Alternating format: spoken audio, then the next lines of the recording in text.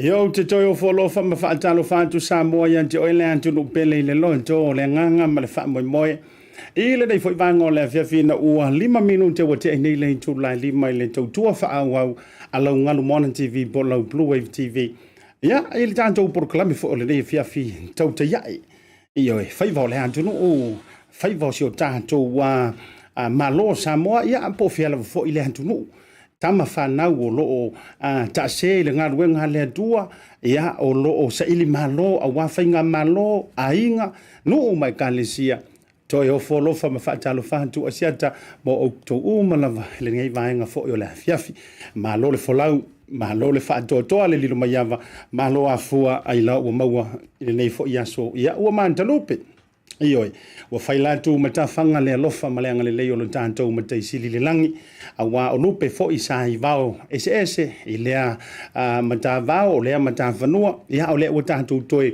au fia fa moli le futia fuetasi ya mata toi poto fatasi ya ilungo nei penga o fa mtalanga ngata fo ilea ya olo peu mangaru le ya ole o to sila mai ya va ya tu to komeni e mai se fo lo to sangi fa manuao i longo le tanto por clame fa talo fa mo folo fantu asianta ya mai so le tanto BluTV mo o to o malava ele nei vanga o le afiafi ya o sa le ve lo tanto butunu o sa mo le mamala ya oli ai vivi au talangata ele to ye se va venante pulu mafuina ya pe to nga fa to le maina ai lo taritonga mau tutu ole a fata lolo manu no antu i malai fa tolia ia ba foi falu polu te tofio le tanto botuno o la tole fatu ai ngatausi ia e mai su hafa manu malo ke riso le na maliu mo au maliu mo tanto uma tanto te mulu au foi ai lungo le tanto proclame masani e le ansolu nei ia mana to fo tanto waso nei tele na fatu langa mai ia tanto fata la noanga ma fiso ta inga i Samoa ia e tawalantu ia tanto minista o le matanga ruenga ma le matanga ruenga ia pe ia no foi antu vaso le tendei na ona fiso ia la au le fatuanga ia ai la wa le fiso la wa le tolo ai ala tasi ile maunga yolo tu langa fo yo avanoa ma tanto minista o te fia fa ilo antu lo topa ia malo to mamalu ia ole fo ua tau mai le e pe ole ngoi po le rua ia li wala lango fatasi foi e pe ole tautali santo pua ia o fita ia i mauso la tawilili le sa folau o le fionga i le taitai fono o le vaenga wha upwhai o loo tula i le whainga malo ia i tui le foi mua a wale tai ulunga ia o le tanto watuno i nei foi a vaitau o le soifuanga a o i foi o le sui taitai a o lana fionga foi i le minista ia o whaatoanga whainga whaiva ia nganta foi leo tūlanga tau este tausi ia matūlanga foi a suenga whaasai nisi tono sio tātu watuno sunga le Laaulialemalietoa leo watea mpola hanta i whao Fosi Schmidt tu lou isi suafa te tele mai tū to whea o le whionga i le minista au te fia whailo antu o lea ua pale mai lungo le tātou wa folau por kalame atalo fatu i lau whionga te te fono i le nei vaenga o le fiafi. Ya, malo le soifua laulilei ma le soifua manuia i lau tō whae vai malaya siata o le fofonga foi o le tātou por kalame. Ya, vi ia le atua o tātou maua le nei maafutanga fia foi le nei vaenga le aso.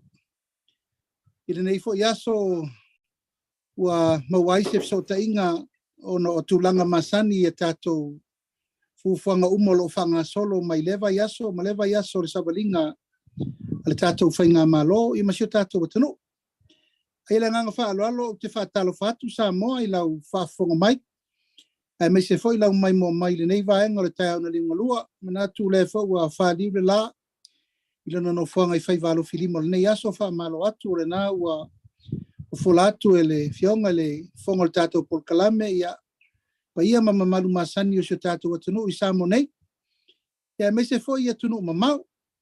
Ta lo fai le nganga alo ia ma lo so fu manuia ia ma lo volta wata ne yaso ta lo fa siata ia ma lo ta wata i la ufionga ma lo lava nga due ia ma lo volo sa ia ta fai fa ta lo fa mo fo ta i langa le yo le tua i la ufionga i le te fono la ufionga fo i le minista ia o le suli lava tu i mavave pe o le tala na fai so ai malelang i le valas o lo fianga wa o te fai lava ile antunu a pale mai lava sui o le malo fionga i minista le sui tai o le fionga le tai fono ia o le fionga lava lea po o le savari morimori ma le lenga morimori lava lea le fionga fo i le tamaitai pa le mia ia ma o lao a wā fo i ia le mati no nisi o mata upu e whaalau tele a wasi o tanto o tuno o le utu vava ia tumo utau antala u fionga i le taitei fono polo fionga le minsta pe o le fo bota uto e tau apakai ma kou maski ia le ua maa o tele na matou te a mai ai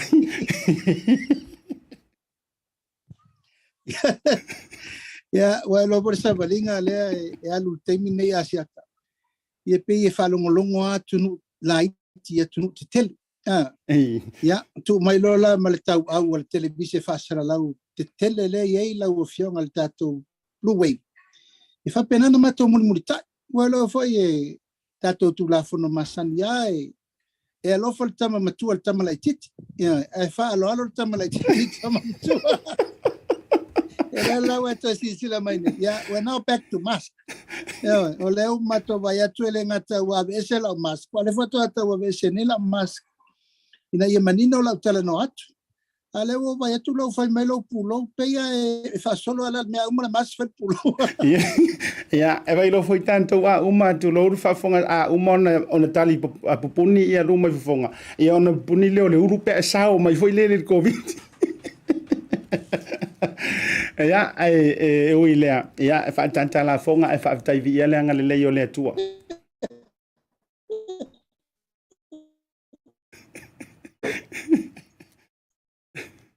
ya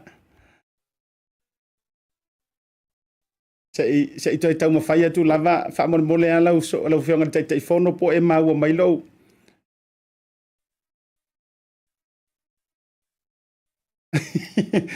ya o te lolanga o le mo fa fonga nga si tanto wa tunu se to tau fai tu la vale tanto wa fe so tainga o le lava e tau wa talo falo fe te fono po e mau mai ya o fa mo mole ma lo se fo mria siata ya fa mo mole na misi o le matua tilia lualu manau mai le maru le tunu e to fia fa fonga mai lau ele i mau atu lau for sanga ina o mai ala lau tala muri fa fsi muri lau fionga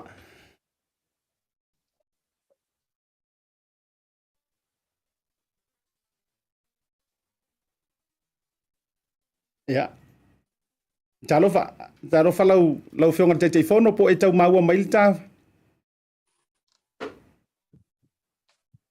Ifa mai. Ia o mai. Ia le o mau atu. Hello fa. Ia le o mau atu wa lau fionga te fono.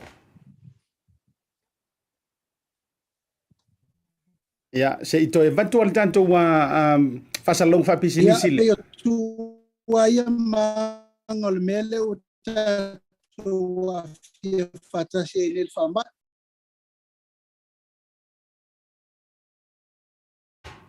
Ya, banantu se tanto to ya fia le tanto fa salong fa business le le ya le to e vantu le le tanto fa talo nga ma le fionga te fono ya o lai le yona tulanga il tanto so tenga to fa won tanto fa talo nga pe fo i mai tanto fa salong fa business nei O le tautua ma le au nanga o le Maota Samoa Service Station nei tua nei matu. Mātou te utuina lau sa ma le tele o nisi matu au nanga ese. Ai le ngata fo i lea, mātou te siakiina fo i lau tā vale. Mātou te sapalaia fo i swau mo lau tā vale. A fai fo i o vai pa o lau sa, a wala te popole. Mātou te sapalaia fo i ea mo lau tā vale. Mo lau nofo sila fia, mua, ta pē lau tā vale pe autu. Lua, ta pē lau telefoni i le taimi e utu ina i lau tā vale. Mana tua foi, e matua i whaasa ina le tau mawhatapa aina foanga whape nei. Wa iai foi au nanga i lunga o le Pacific 40 e whaatau ina ai le talofa voucher. Maota Samoa, o le Maota mo Samoa uma. Mātou te fia e au na pia mo o e Samoa, whawhetai le afio mai, we'll see you again, and God bless.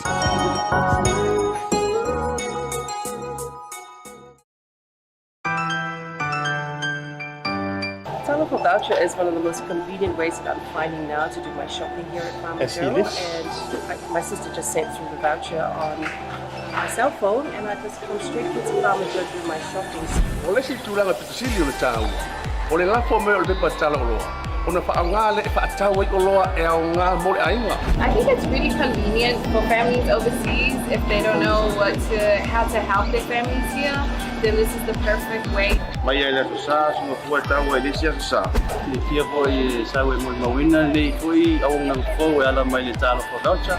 Ila wana whaatau ma me te mga oi ile voucher. Tai mo le talo pa voucher ua maua le apususi o se wa fine. So se paro loa fai ngo fie a me se le te whelua i mana o telefoni tai mi uma. Ai lo la fo me le cash ona ino e tama o le ainga. Fa te tu lava le talo for voucher mo le foi au nang fo pa tai. Ma lo la le tam pai. Pa tai talo pa voucher. Teki talo pa voucher.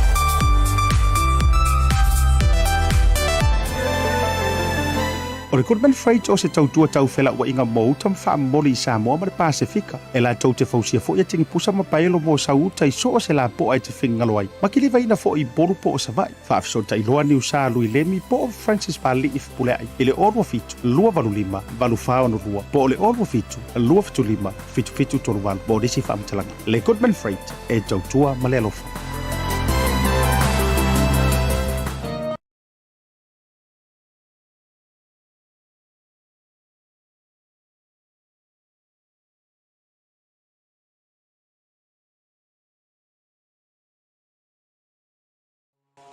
For our Pacific people. With a creative team that incorporates Pacifica values and cultures, there are no limitations.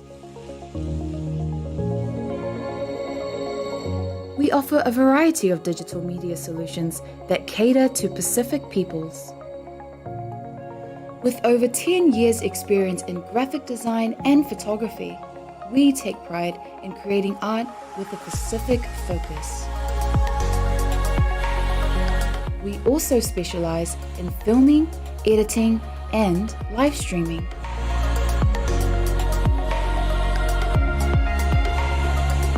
A digital media company serving our Pacifica families, Pacifica businesses, and Pacifica communities. Bluwave Ngalumoana. Live and breathe Pacific.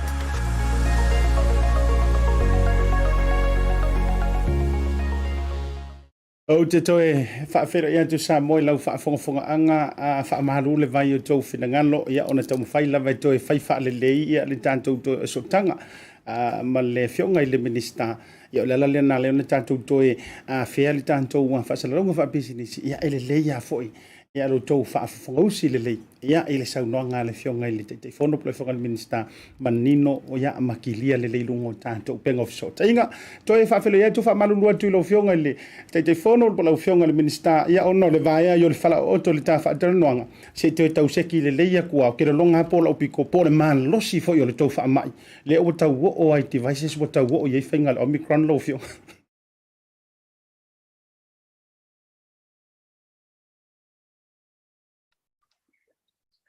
O maua mai au Asiata. ia maua le lei lo si ufonga lo whionga Ia whamalulu atu ono ne ia vai tau o le tātou network kale nei tau kamuta. E leo nā masela ina tasi nei tā ngā luenga o lo e lea ngā luenga o lo tau tonga fiti. Ono tū langa lava le tau mai fo le tātou whainga malo. Ia nai tōtu sirfia ua lua tolua tātou keipo te tere. Nei atu pulu mele nei o le pilei mo tu mo te whionga i le minista o sota inga. Ia tau ka muta le pito lea. Ia la lea whainga lea Asiata o le lava tātou te adu le me fo le tātou whanga solo ia maka muta atua le awala. O tātou whamoe moe na ia lava le tātou nunga e whaiwhai lava i tau tolo le langa tolu le. Tulanga masani ia whatalo whatu sa moe le nei tula leso. ma lo whaavitai te le lau whionga i le te whono po lau whionga fo i le minista. Ia manantu, la whaanga zono ni sio vai ngau te fia whaafisili tuai.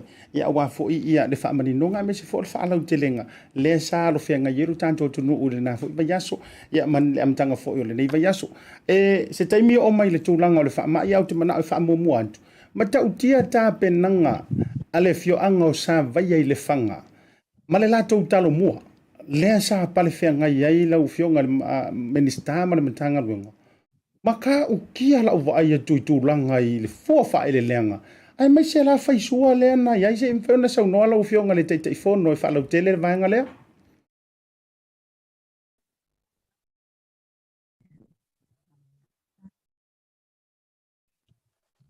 Ia whaftai, una manatu nau a sila mai moa sa mua sa baia.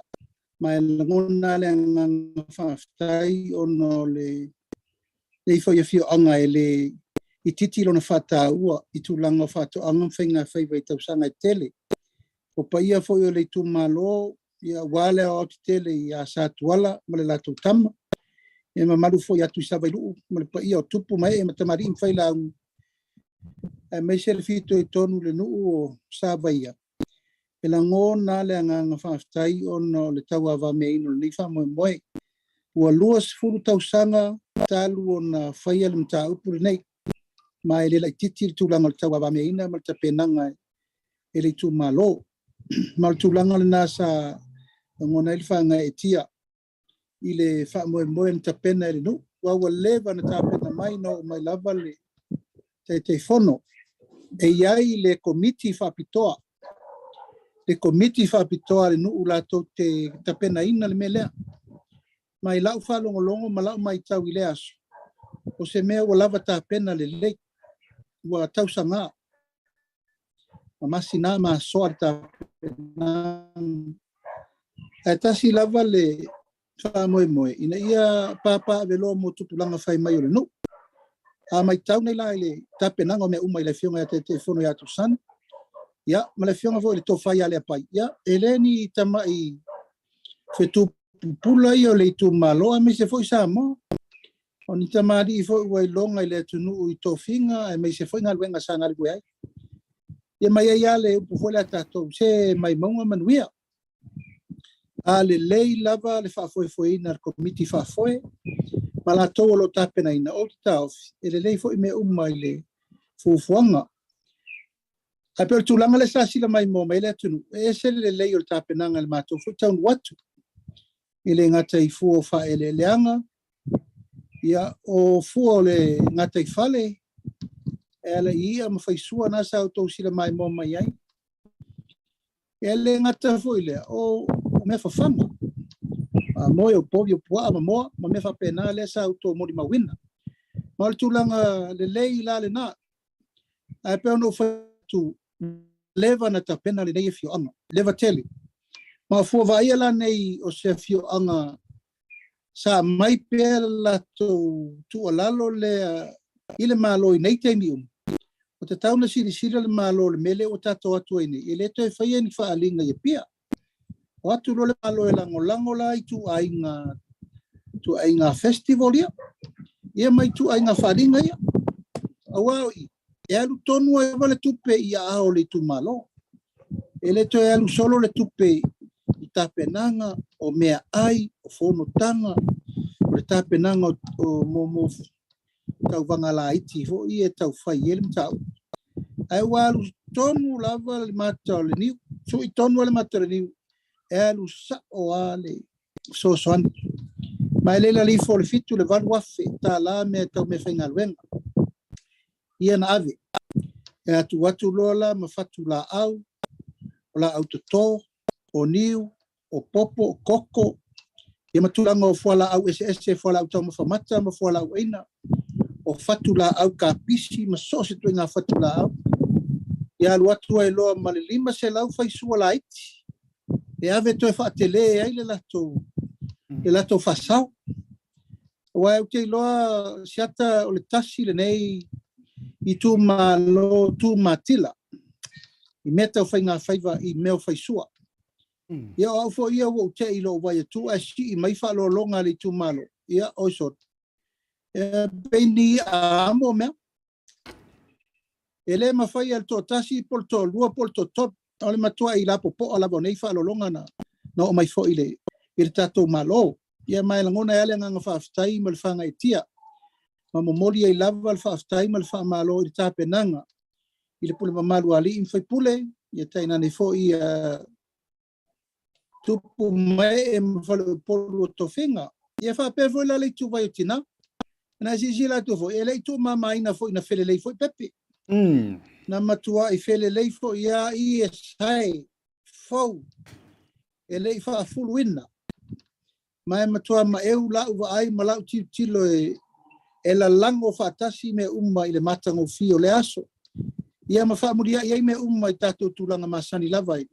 Wha aiu ia na matalole na tufa le wha soa le nati. O sunga i whawhengenga taulangi. Ia tainane foi tamasao le tu malo. Ia na mai foi whalolonga mo le tato malo. Ia ele ino whanofai foi o le tulanga lavo le talisapaia ma le nganga whaaftai. Ina ua waaia o fua ata le leia i o fua whaeleleang. Fua o le fua mai o le ngata i whale. Ia mese foi ia mea whawhanga ma mea whapena. O lea na matua i o mori mawina ma ua ta pena ilfa moe moe o le tato tulanga o tato whalinga te tele ia la ta pena i le teimul tausanga nei pea o atu i le tulanga la whaatulanga ai lea i tu malo ia ma lea i tu malo. Alo whaaftai lau fionga i le minister i le vaenga mai se fo i o le talo mua wha au lea ua mawhaiona masi inu i tua. O lea se fina ngalo au te loa o no le o lea ele o mawani ava no fo ia mātou te whaatala noa ina i tangata tasi lea sa sea o mai a pia yaso o whaifa alinga whapenei tasi tūmua. O lea sa lato tala i o e whaamama i fo i lele ai mai se la o ava noa nei lewa instead o le o mai a pia wa avatu sa o ai lato luma maota ma lato luma lawa e se awa foi fa fonga to na yo lato ainga wa lato ma wala va no le asa lato tala ile swinga le wa fai nga ma lo le moli anto le talo mua e fai la va yo lato ele fa mo le la fion ya wa e lo time was sola siata e la titia va no mo la fai fa to anga e tasi fa linga e fai pia. Ia no fola ia fai tau umale o fai fato anga ia tu mua ato msala fai ato. E to telela e lati ai o se lua se lau fai fato anga ia fia. In taupul nei. Ia mai leta itai o na opo ai se nuu se tasi. Leta te tara no le nuu e tasi. Pao te loa sa vai. E o batu male lua se lau fai fato anga. Alie. Salo la lata foi se me fa penale au fai flafumanu. Pena foi lau fai ba. Ile nu wetas. A le la tata no. E fai le talo mua. Falinga lo fisa fato anga. Ile tu malo le fangam farse la. E ia ile la to waso. Ona no folo le ma fa vesena. Amata uma inu umo le tu malo pe fia no o le tu malo. Le la ye uma le va no. O la fai fato anga uma. La fai ba. Ma la fai la fuman. Ele ai se tangata e le maua sona ava noa. O swinga te le la le na. O taimi uma ia sa iai na pena au fai pine. Ia fai ma se tau iai. Ia fai ma le whao piki e lo ta e lavalon ta mau ai. Ia ai ele fai na mau umale ava noa fa pena le sai mo moa. Ai o le mele la tatala. Po le ala ba le mewa e fina ngalo asiata e faad. Yo e maua le ava noa e whaari e se meua e tau mwhai o ye. Ia mai le tau sasalua foi ni me e pe au mai le tau langa o whaito ninga. Ia tau la e mama. Ia tau whaitu langa na. Al mea saa ia tau whama. Tu mai al tangata i malona lava whato a fo i mai ai ta. E sau e ta pena lana talo mua ma fōlinga o le tangata whai whato am. Ea. Almele vai ter luene ya savari maltanga te manu malo tawanga savari mem to ala e mama tanga no whoever and whatever it would takes il me vo le tu langa le faalinga ma me umalava po le lava le me o e fina ngalo o e faadi o lau po le fu fa le langa po le fumanu Ye por mate fale o le ala me we tapen le no le na ma le o te tonu e langa le mtanga le fo le ono masina e faita fanga lai O tau wanga la iti lana. E sa ili mai e te mai e pia. E o atu no foi falten malo. E ai le vai aso atoa rua vai aso pea isa. Tele le fela wa inga i pensini ma mena. O fale ia o mea ai o fonotanga o nga uma maume. E alu i el tupele lima se lau po le ono se lau wafu. Ile tau sam. O le sa fatulanga sa o a molfa lima. E a faila lela tato la foa uma. Le ngā luenga nga i pule mamalu alim fai pule. Ai no fola vai le ono se lau po le lima se lau wafu lea. I tu malo uma lima sutasi o le a tofu ali tu malo naso. E lele loi for se fulu wafi.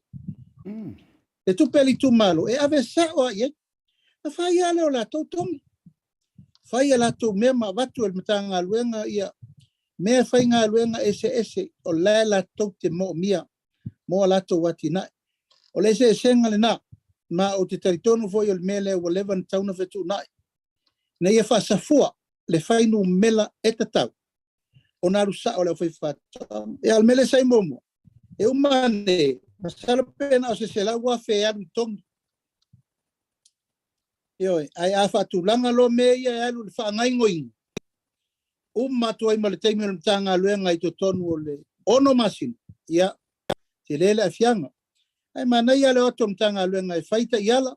Lal me mafuaina whaitongi i le mea ma le mea wa to rua vaenga. Tau vanga le au whai me to. Tau vanga le au whai me whang. Im tau vanga le au whai ngā whai. Peo i nā te tauna li lifa i ai se si whainga fōu. E fuanga i ai tau vanga taun whatulanga. Malo whaaftai le lau fionga le minista. Mātanga o fie le vaenga wa e saunoina. Ai maiso le avanoa tutusa. Avanoa tutusa. Ia e mali ai le whaafonga maua Samoa lau saunoanga. Ia o tau vanga i pia i le taulanga. Ia uma e ngai lau le sili e luantu e matua le i o se palapala le tingi vai ane le whaafonga maua Samoa. Ia ai o ti anto ai ia nai tina ma nai tama. Ia maise fo ilan tau lima vai. Ai o lo tua lava i le ele. E le nganga wino le vao ma le whaa e ino le tai. To tasi alau whaafisili atu le vaenga o le talo mua ia tame ilola ia le inisio vaenga o mata upulau tele. O lena whato ava ia ni tu ai ngā whaisua. Ia o te lei loa iai o le fo ina maua i lau saunoanga o se taimi mua. Te ilo iai nisi ua matua sina le soifua. Penga iai se kaiminga va iai nei tu ai ngā whaisua te tele lava. No whapea o lau sunga i le lau whionga le minista. E le maua ian tātou Samoa le tu ai ngā saislea. Whamantai ono a maua hai mawa noa fo i e wa o mawhau le tusi fo i le ta ua le World Guinness Book of Record. Langa ile ima maua tu nei. Na manua e aile talo matua sili le lalolangi. Le na maua i Hawaii. Ia al fama fo. Ia ele whamantai ono mawaina ia wanoa whapela ka akia meir kako whaisua lea. Ia ele lopor whaisua tele nei le lalolangi. Ai ole a lau walunga i fo i tūlanga wanti na e seo tātou o tunu. Ulau whionga? Sa ofisili le komiti. O lea le tele o le stock leila lo sam. Ai sa no mal komiti. E leila loi fo le fitus fulu le tu inga sais lea. Ioi. O le tūlanga tonu la na le te sauno mai Asiata. Al taimi muli na o mana tuaina el faisua lea. Langa ye aso yo lai titim sa pefto atolo. Na puelo wata te tonu tingi faisua te lea.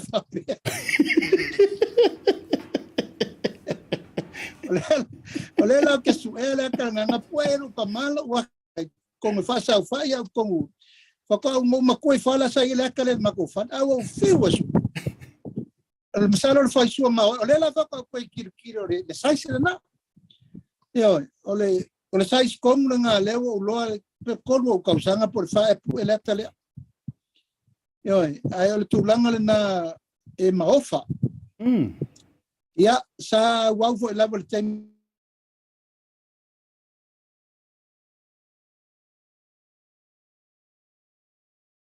Ia, au mawhai atu lava le tātou so ta inga ma Samoa i le whionga i le tai whono. Ia, te lo po o maua mai ono le whale tono so ta inga, mai se fo inisio i lantou.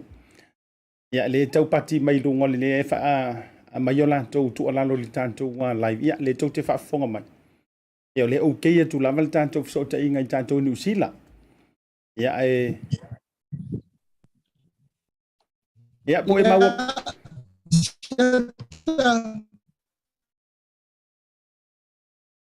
Ia po maua mai lau. Lau fionga le melna ngatalta. Ia kana mai. Ioe lau fionga le minister. E mana o te loa le tu lava ia le tātou so ta inga nei ia o te loa ia tu langa o tātou ina pe fona e alua lua man tau mana ia lau folosanga te ro foi to tele I lantou le sen mai le lava ma le like lunga le vaenga le wa taua. Ia ai pe o tau fai pa pe kau fenumi ia I foi le tu langa o le so ta inga. Ai mai sia lau saunoanga I le tūlanga lea po fa moenga mo le rumana ia mai sia tātou faisua ma tūlanga I whaasao nei.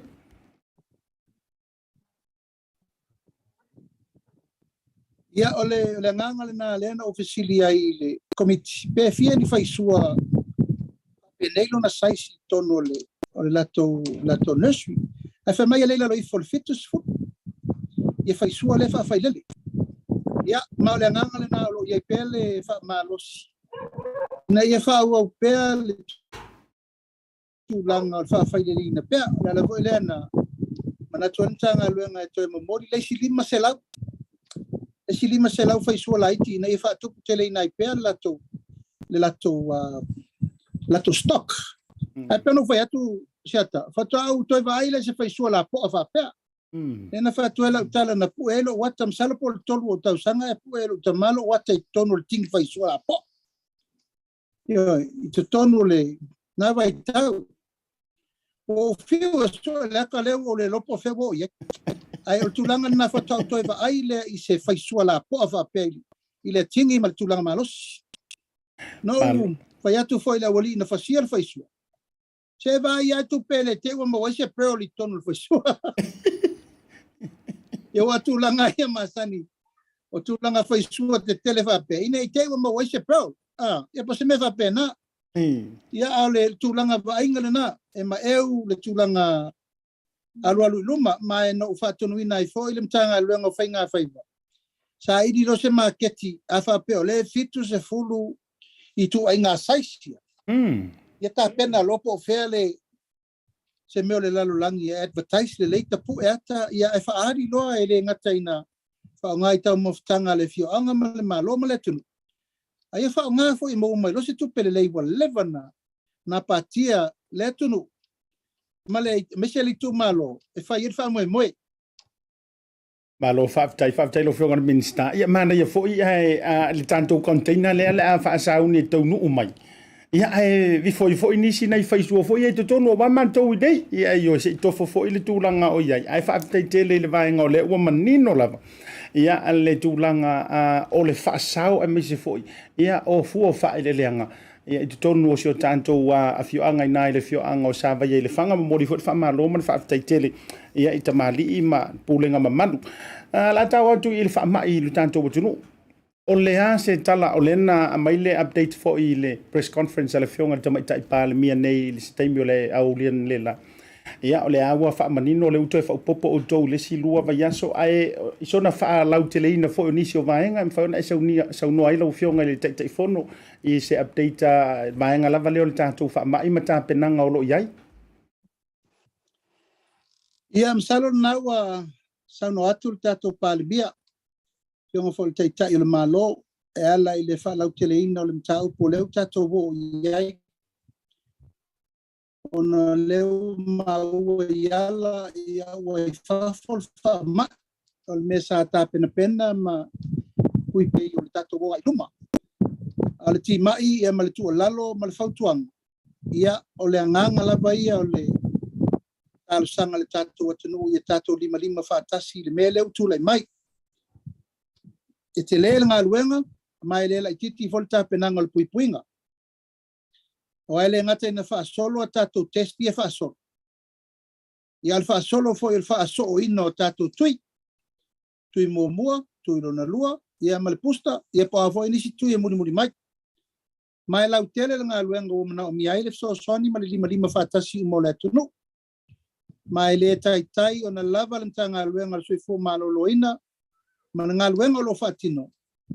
ia peale au wifi atasi le lango pule maluali fai pule kaina ne foi matanga luenga taitasi le malo ina ia fa sopolia i se taimi vave pa leo mai tau nei o tangata siri na tinga ina mai New Zealand ma Australia o tangata li fai atui o le tūla le nā leli o li o iei tātou nei o la tau umar tui tasi e tauna umar tui lua tātou umar tui lua tauna umar posta o la tau ele i fai se tui te tauna va ai fai lo tui ia matulanga lava le walu ele tātou pui puinga o furu mamaliba fai tari fofonga ia va ai le va pui umatula fono leo fai tātou tapu tātou mai le level 1 level 2 ia leo tātou level 3 o mene a tātou le ngā rue whatasi asiata e whatupu tele ina pēra so solo le whamai ma o ina lea e mata i tū i lava le tātou malo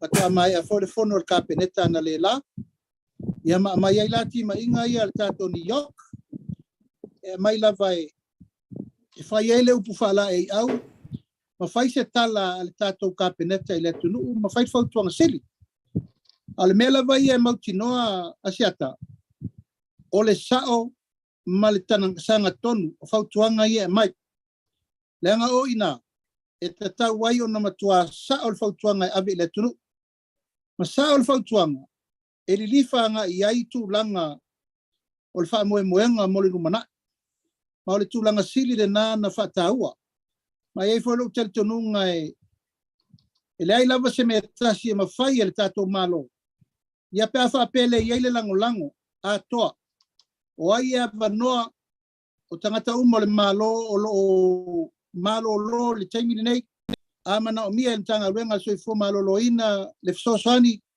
o le mele na e te tau na whai ia matulanga i so se service lava am tanga ruenga e iai le so o tanga ma so i fo malo lo ina o le te manatu o le mele na e te tau na tātou wanga i whai mo le taimi nei ma le tu ta na ele ma fain ta to solo mudi langa lewa maua le fama ena fa longo atu ya la tau tu mama ina le tu langa le fa no fo sia i quarantine mai le tolu vaiaso i le tasi le vaiaso lewa amatane ya o tau tu mama no lewa i fa fo le fama tau se fe fo inisi tu e wai le tau mo fie le quarantine ya ma le tu langa lava e ave le fama mafa a inga tamati na whanau o loutou saunga le mu ma loutou malu puipuia o nai o tau au. Whailo wala ngona se tasi o tau a fia, aver whale mai, whai test, e whai fo tui, a mai whanofo e sea la barwhara. Kotu le lei e ia tātou wa isolate tātou mota.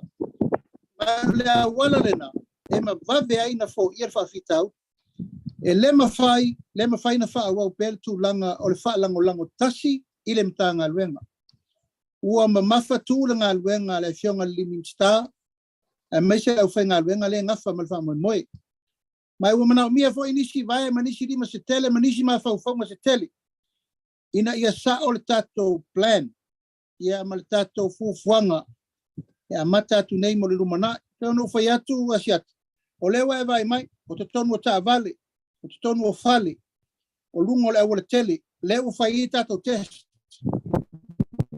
Mai o lala bale me mawhai na ngawha tau ni maina le taimi nei, o le mena leo whai. Alo iai pēa le maui mai al tātou malo e. E tāu whiawhi mamau ai, ina ia le ngata ina tātou lockdown, ma ia maua le tātou sā.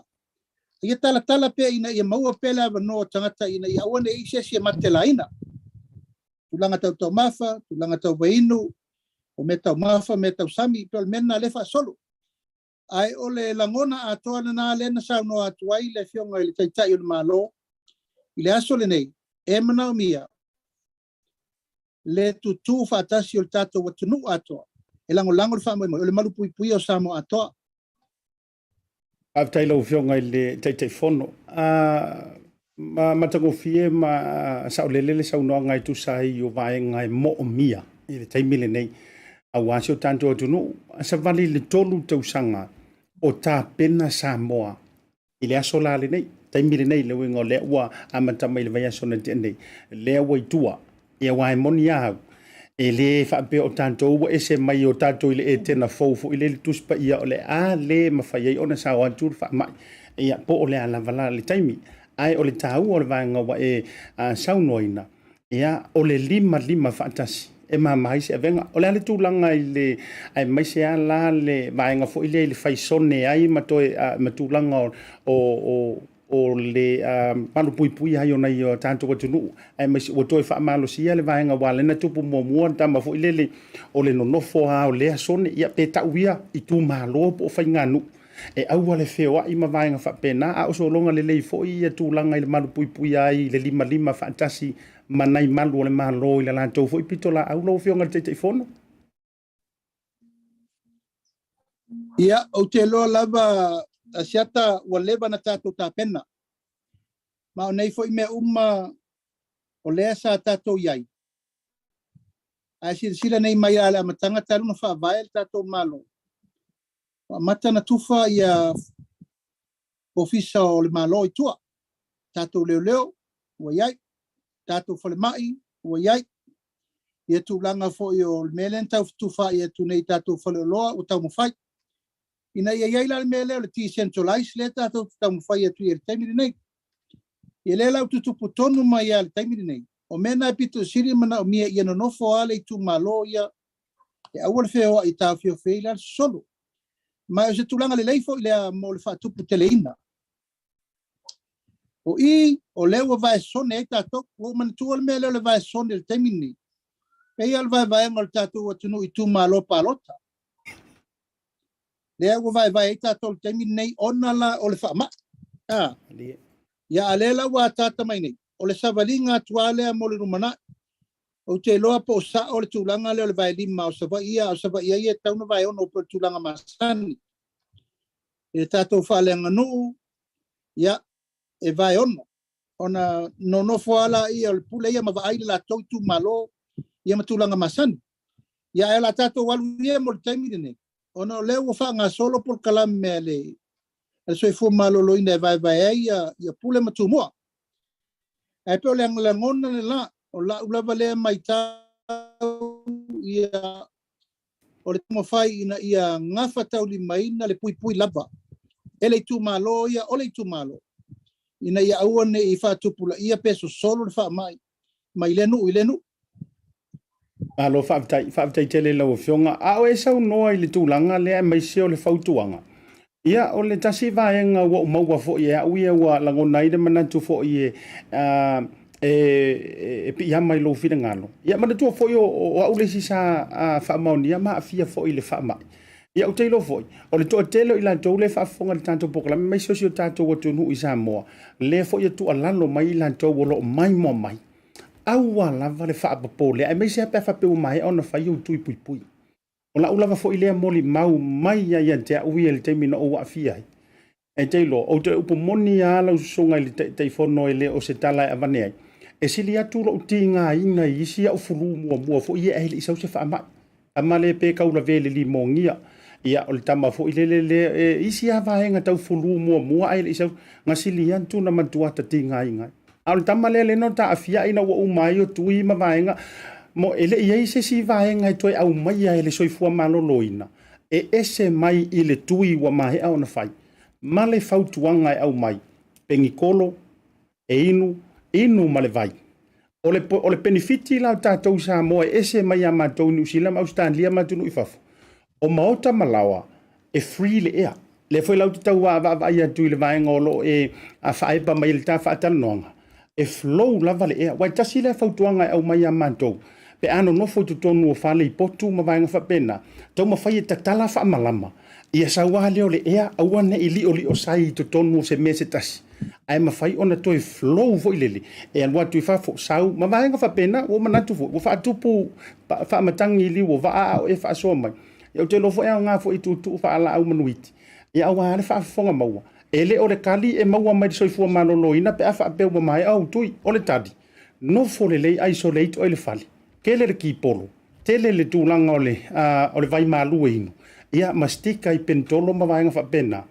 o te loa e ke koe malosi ai ele o loa fe penga e maua se mai ia ona inisi o vaenga tu alalo ala o fionga le minister o le ase tu langa le vaenga le tau va ai atu pie tau le o fa mamalu ai le si vaenga o to tele le social distancing ta si le vaenga pe te tau foi na fa fautuanga le mamalu le antunu o ro tau lo lofia ma faile me foi le pe o la ku le va ai aru sa va em fe na to fa la tele la o fionga mo tatu Samoa fa mole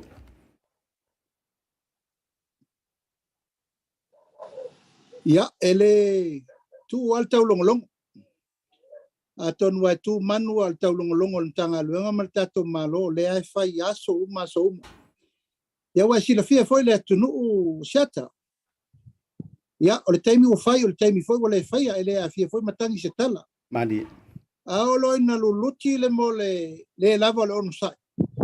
E nai vai lo le per kaupulenga sa valalo grand, ia so ia.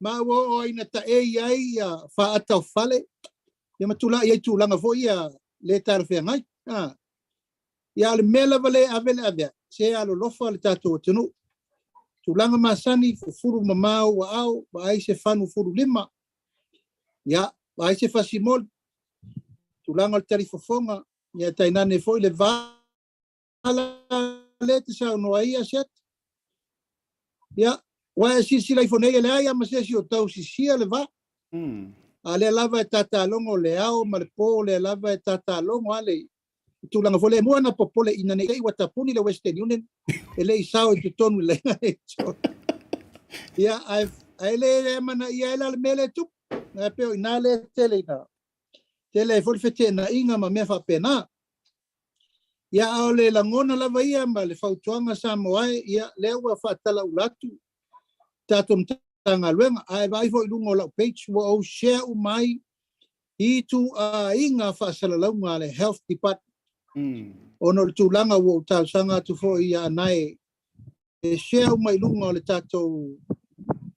tato fast body page ina ia awane ia se mele o ia tau lumanga o fa sala launga o le tatum taupu e pe fa pena se la mona e ia lava tanga ta fo tatu o tu we mana ia tu la lot ia foi la fa longa ta ia la fa longa ta la na le ta foi tu pele tu lalo I malfa malos se sila o le tu langa la vai o puipuinga o le ia tato ia talo sia o la wale mau talo sia ia wana isi ta I tele stato numela o le wo mafa le wo fai tato lockdown o le wo fai tato quarantine tangata la vai o le wo fa tu ti tira feoi e o lava I tato maliu tatanu o taofi e o tato me putu le susa o taofi ona o le malupuipuia le tamu fai e una yatu ia mal tatalo na tato atunu ia lo fagia ia ngā lua whaatasi mo nei wha moe alo whaaptai tele lau fionga manantu ona e tale liu ai popoe e seu foi e seu va ai le nei fia fileanga o le to o seanga ona amatalia le vainga foi le tau a fa moe il font talo matulanga fapina ia ai manantu ia wa apileuli wa usi foi le awa malo le tulanga o le tafa tala noanga tele foi mata upu e le ngata ile ia e pe ona e tanoa tu manuele tu longolongo ia e tupo fo ile fa tua ia ile tau longolongo ma le tanta longo ma se fau awa fo ile por kalame manantu le o le wo ma le anta le la o fionga le teifono po la usunga ile la we vai ngai misi mai o ia le wo mo a fa mon le tanto wa right if we can have that out of photo le wo mo le la tu lunga se sila mai ile ma manu le tunu ia ile kangaka matua ofi to tonu le faisua le tingi faisua ia le nala o tu I foi lunga ia mo to sila mai ia ko va ia le se ia la o le la fato atali foi I le facility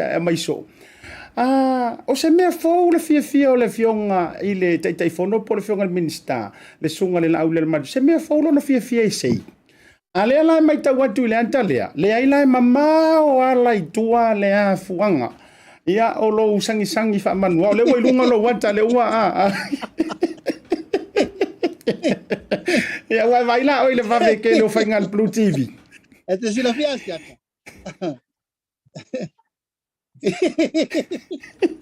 este si la fiasca to le ata tonu ale na mai ro tamai ia o te le manatua na taimi. Ai o le upol toina, o le lai runga o le postcard. O le pese postcard na iaso ia, o lana tala le na. Ia au te le tau fia se ata na no vai al taimi na ufasara lau runga o le postcard. Ia, aso ia makautia le sao rua me mone fionga neri. Falefa mai ia finga ngalo le sunga asisi Shakrani for my that was a popular postcard of the time. Of his time. Ia lono winga. Maua, ia wa vai la usuenga maua le leia. Me foi la leu te fai. Me foi la leu te fai toilo fionga le ia yangi se fa fiu la usuenga foi le leu mang. Ia ka wai mai la ia so e antua. Ia la fotu ia wa foi le fa mai na me sau noanga le ta fa tal noanga.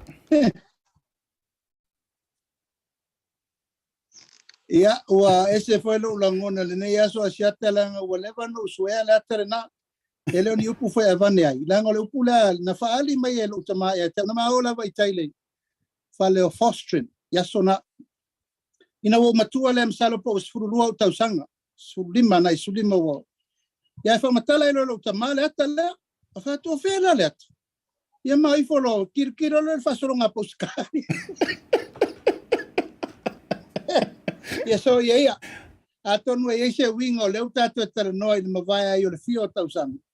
Wa vea uma minista o fai ngā whaiva. Ia to e sa no ma le fai sua la po.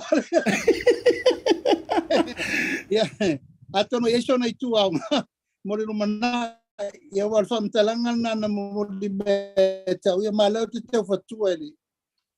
Tu langa ria malta sei masani na ia e mo le tuaile ngang faaftaitele la usila mai mo mai fo nei aso Samoa faaftaitele mo le avanoa tatou te fasoa ai fo ono tulanga o le fama moe ia me se fo le taua va meina o le tulanga masani lava o le fenga ia o si tatou watunu o le fama ia ia lava le talitonunga mo le fama moe ia o lo soifua le tua na te pui ma leo le tatou savalinga.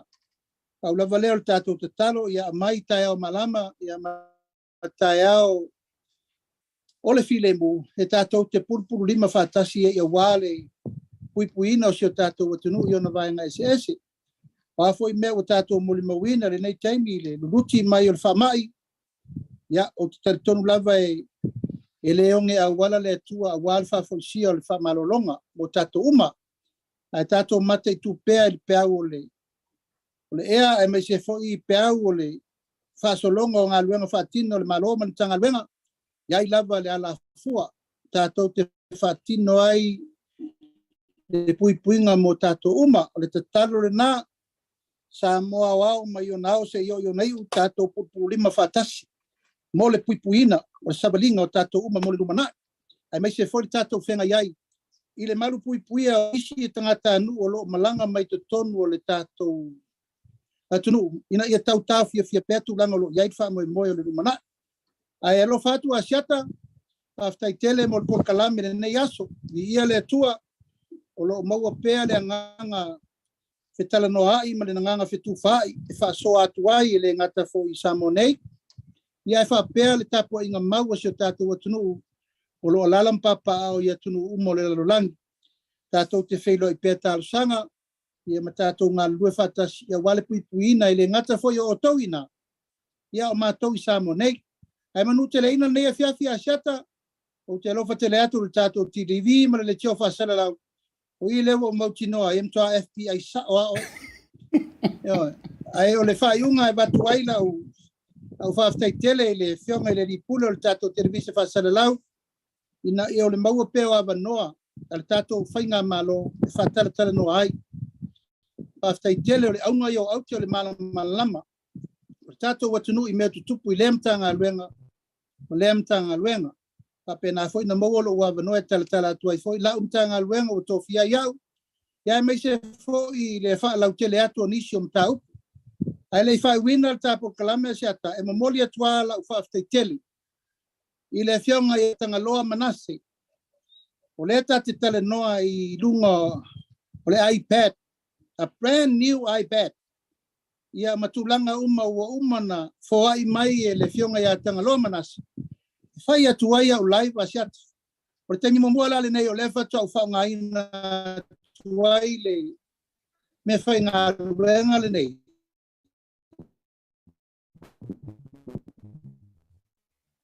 Salele titilo na tau musala por suafe lunga e lau mai tau. E momori atuai le nganga whaftaitele in nei fo iaro le tunu.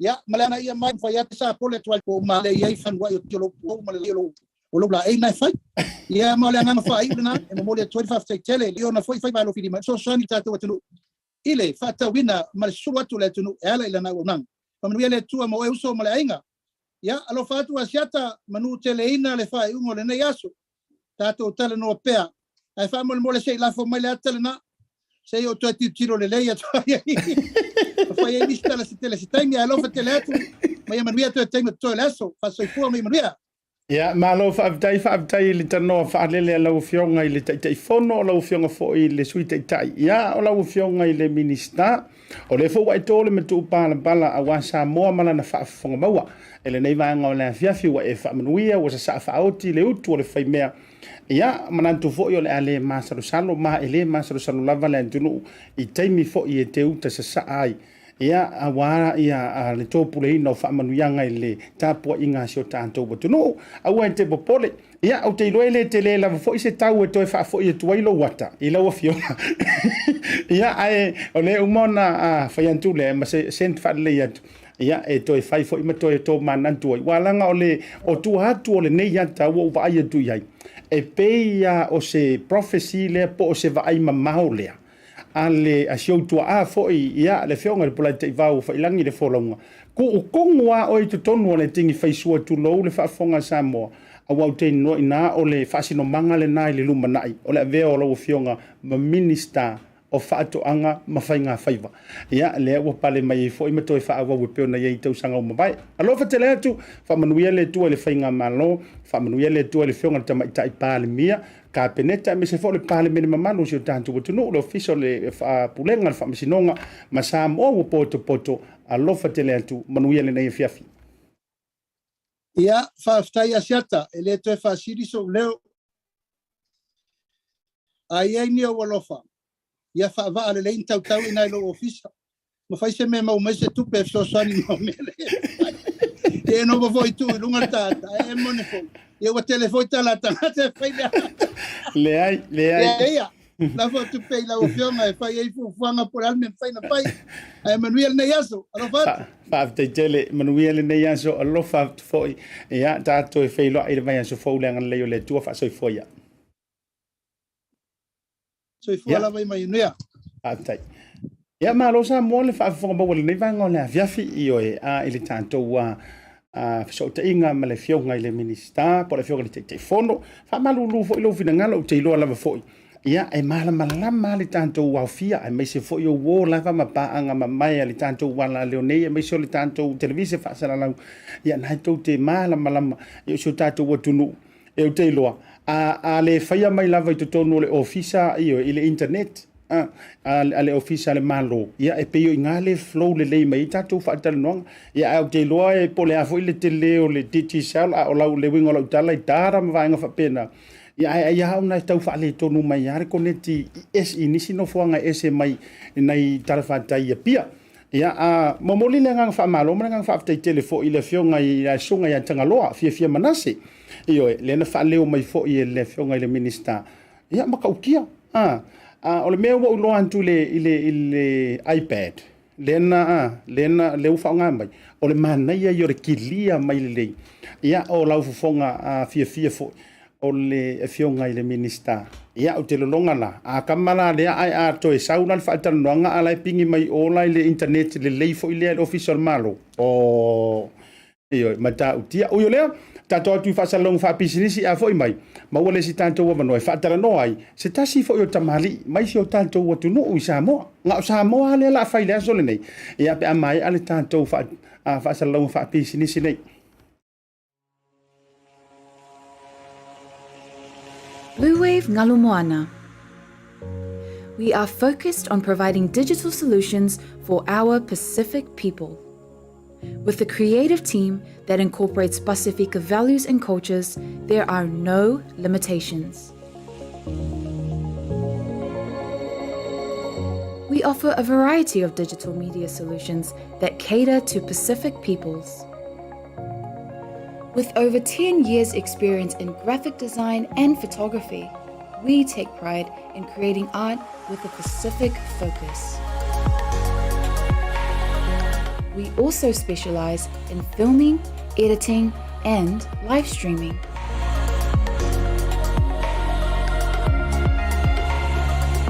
A digital media company serving our Pasifika families, Pasifika businesses, and Pasifika communities. Bluwave Ngalumoana. Live and breathe Pacific.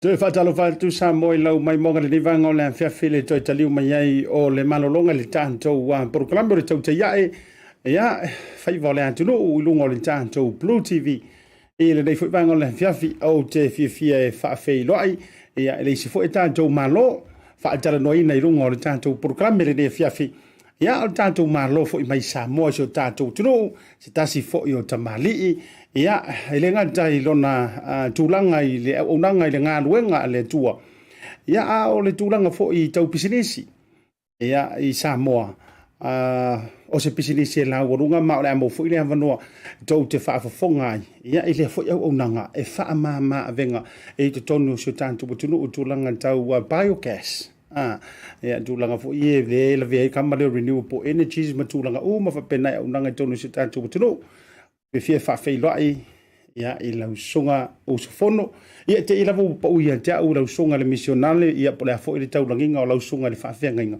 ia ele le fo I le moto le pāwasi le fia manatu ia o mamalu le avea au afo I le tausinga ale I lua maupu masa pesita ia mesa fo sa le aula manana whaatu funanga ia manatu atu mapu e ono rupe whaalele whaafelo ia tu e lau sasunga Usufono Fepulai I lungo le tātou proklame le neivanga o le afiafi.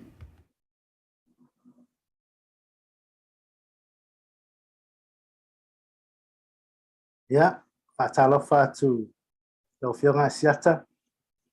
Ya, ele nei foi a fiafi, ya. E foi na fatalo fatu malu mal pa ia o tatu atu Samoa po fe lava le meu ala mai ai.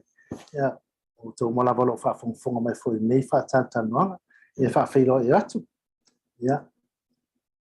Malo lava le ono sai malo le se po la ule. Ya, o ilo foi o tanto o foi ma o foi prokalame mai so le tanto o unanga. Ya, ele tau no tia foi tūlanga foi le o ka ua karakarangoa I kalie o uma foi mata upu.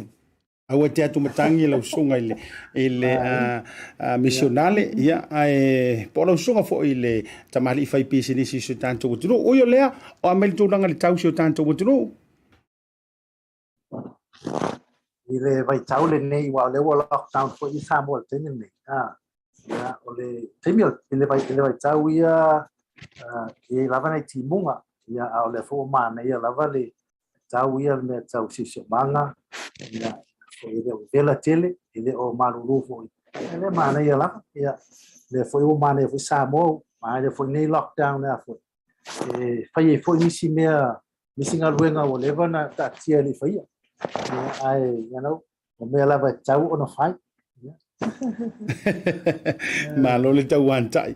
O le au te tilo antu I lunga o le mai se foi ia le tūlanga I lo talaanga foi po le tūlanga I le ngaluenga. Talaanga o ngaluenga matati ana usia foi le tautua. O le au te tilo antu. Ia o lau songa foi o le na whaururu iai po o lo whaururu iai le vaenga le YWAM. Iyo. O te whanongo so o ile paala putuputonga lea I Samoa pe o le YWAM, YMCA vahenga uma whapeni ai o te whawhetai la o le lawa o waitunga te lo lea amanta mai ina se ta whaatara noa le si lai tu lawa lunga ma maua I la uwa atu o lea tangia mai fo o se tasi o taleni ia po o se mea lofa I lau sunga o le whaalili upu mai le ngangana whaasainga. I le kamalo le Mandarin. E po le a le mtau. Ia anga i wha Peritania por wha Samoa se i whalau tele le vaenga lea whamona mono Usufono. Ia wale le whai lava Asiata. Ia o le si i whai mo se whamatalanga o le Maua App po le Youth with a Mission. Ia o le whapatonga nei o le whapatonga laulangi pito te le lava nei wha missionary laulangi atoa. No pio aso la sa wele la mosa London Missionary Society. Ia le ana o mai e joan vidiambu nei. Ia manisi fo i missionary na mai. Ia o le Youth with a Mission amata mai le afe i vasela won se fulu. Ia o mai lava lai le vai taule nei so o onus fu mo tupu tau sanga o le missionary organization nei. Ia o te le tala anga o le afu o nei fo i whala potonga. Ia o le Youth with a Mission ia o lana ia tautua ia fu i avele tala le mea le io o lava tala le ia fo i pe on ta ua mai le Marekos Fulona Sulima ia watu whainu umalava e tala ia kutala le inu umalava ia matai oe los fulvalus fuluiva na whamai watu whainu umalava ma so ia o le wai wamla wa o la i le afer iwa se lau val sfutolu. Ia nga o join no le wai web Youth of the Mission i oi Hawaii.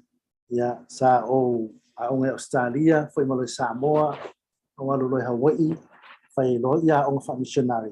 Ia ma o watu ai lo le ile Asia na o te lo len matu no nofo mga lue amata i nai Taiwan Republic of China. Ia la tulu na vai taimi nai le afoi i Taiwan. E le to tele tangata na tau tala fa Englisi ma tau lia wa onga ne atu i China Taiwan foi Japan Korea e fai lava la tua onga ina ngana la tau lava tu ele pela tato ele pela tu Samoa e le Samoa o matanga ale fa ngale Englisi fa ya o le me fona o tele fa vitau le tu mai ile foi i tatua o ni Samoa but o ina lo ona la ele ma lama tanga ta saina ile fa Englisi ya ma to atu lo o lo le ngan o fo le ile wa o lo university now le Teachers University i Taipei ya ma fo o lo le fa Mandarin but fa saina la le o umai lava le tautala le tusi ya ma fa tusi wa la le fo le fa tawina tu spaia su tu spaia ia fai uma lava la mer fa saina ele fai mo fie fo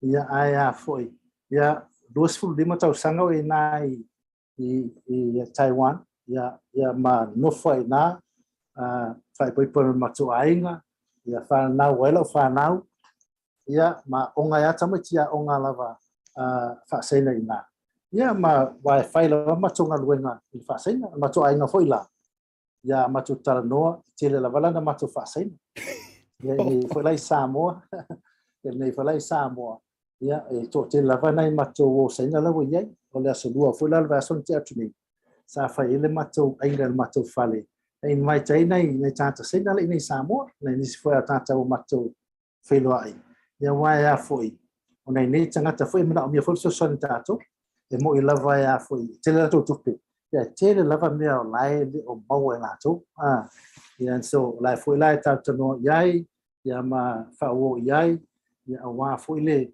ia i lo foi ni tangata tala le Yesu Kristo ia ni te iwa vea lato ni situatu saina ia ma tu tala le ia Asiata Malo, wow. Oi. Matautia. Ua talinga fia whaalongolong o le ala fo ile wa fa fonga mai ia o matua le asi toi fa la vela vet. E tere man na ia fo yo le lau fa soa. O e fa soa I wingo o le vainga o le wai wam le ala fo o manino atu. Ai o hava no te tele fa ia ele tua. Ele ngatala ile tala ino lona fina ngalo. Ua fa ala tele I manei au wala ma faito to au te tala mai. Ia o le ua tele saina I o tato atunu o le upomoni lama o te iloala o lau sunga ma si o faletua ma nai o walo o ila to woni se ma fai ona avea mani frontliners as you tanto what to know ila to te fa filo ia ila to ma make them feel like home that ye yelling negativity ia ma tulanga foile ai o vaenga mana ia o le tanto what to know ia ni se ma fai ona fai ma ila to la to te moa a wina le nga luenga fa filo fa tu risi ia ma welcome ma make them feel like home esa o tala sa le le lava siata ia pe foi ne silafia ma o lo fo i tato lo umala ia o nai seina le nei Samoa ia e te le lo foi lava le ese lo ia tato ne tangata i le tuspa ia siata e lima lava i tu ai na tangata e ese le nau ma lofa nau i le ia fia ina mo tata ese tata matativa o nai tamai tele wa matuoti o nai fine o mariliu ala to taito lua ia matata ese yo tata saina lani mo ina valai tele tu pela vanga ko ele levo lato su tu pilota to ia tau lavanta to anga le ni tangata wai poina foi ia foi ala mai manu yo le to ia tato plata to anga le ni tangata o le mafa naula ia foi la te fali li wina fai ma fali li upu i o le fali fa masino tato ia la te fali wina ia o meu cases foi ia nei saina ia tupu ia wai le leila vanga le o wana onga mai o ia and so le leila le vanga so o le se foi la na o nanga le fai ma to le fai ma fali upu mona ni tangata ia mana na yo tato tangata fo winga la songa Usufono wa tai wa tau umina tai ai ono le a le tulanga o le tafa tal no ngol paio kesta te o la vai ai wa mana ia lo no winga la ele sa o foi la fika au senga foi ai fare o loa le taimi le antu ai nei mana tua no o want to taimi le yo sol fa mai o la le mol flo lo le ta o le princesa au ele ia taimi no tanu ese mai o tana tula umanela na fai tu sa tala foi le ka ki ko fa no ko i sainga i lesi sainga i lesi o ango ki nga bata junga ka sei fai sina usa no e tau yeni taimi fa pe na te u fale o saina nei o ka fai ra vanga re ko mui ia ka ko niskai io sa le ya so na mato me fai amatu i fale o saina mo te le tau tal fa saina o te atu whalongolongo mua lava i tō mumu lau vaenga anga ia tātou Samoa o te pia whalongolongo pua mea lai kumu muai wha foi ia umolon mato whalongolongo la laua pe o se whale ainga au saina o ilo umala whale ainga saina o mātou e le whatoa matou wala mo te whalongolongo mua la pe i tō mumu lau vaenga e kako ia and so umolole mo tal noe ia familia mai foi le ila to tala sa fai ia fa pena fita to ia foi le lei eta saina le lei foi saina fa le lei ia tau lava ia tato ia Samoa na toanga lei pena nei tangata tau te lo lava le pulali umio le o mai nei saina nei o isi saina le wa Samoa o le fai ko o saina wa lo wa foi lo passport Samoa ia lato so foi ula avea la matata tato so o se me falana ya foi alvela na e ko mumula vanga haku and so o mato do ina la mana ona isina sena la mo la tele imasani ya mato o foi que ya fa sainga fa ono la comum and so que la vanga foi la fa wi ule sa ta fa tau ya fa sainga lo ya eu le kau karalo mau alo inga ele lope tat ia tau fe lo la fa lo fo ia wai lai o tat vi lo ar mele fa tau ai pe la tat tau popole kama fo yo fa le inga i te o ta fa so i ta no mar senga fa mai ka wai he ia ma fa la makanga i kongor me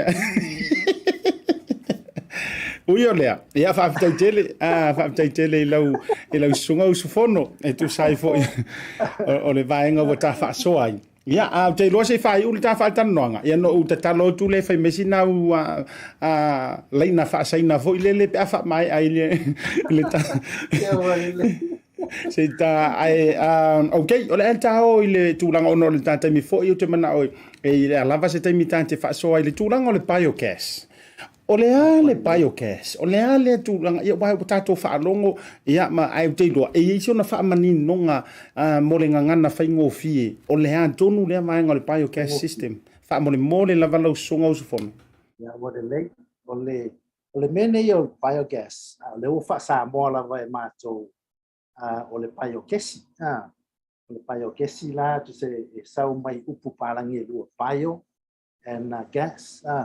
Ia o le bio la, ia foi. Tu se mea la vai whai leona. Ia o le gas la, tu se la o le kasa. O le kesi lea sau mai so se mea lava e whai o la towola. Ia te pela mo me o mukia o la au, whala au, ia o mangu, mau koko mangu, mea umalava pena, so se mea lava lai organic. O lea foi e whai ia ola pena, sa whai ia sa maua mai ni mea ola. Ia maua mai la le kesi la le, o le kesi la le ka o le biogas.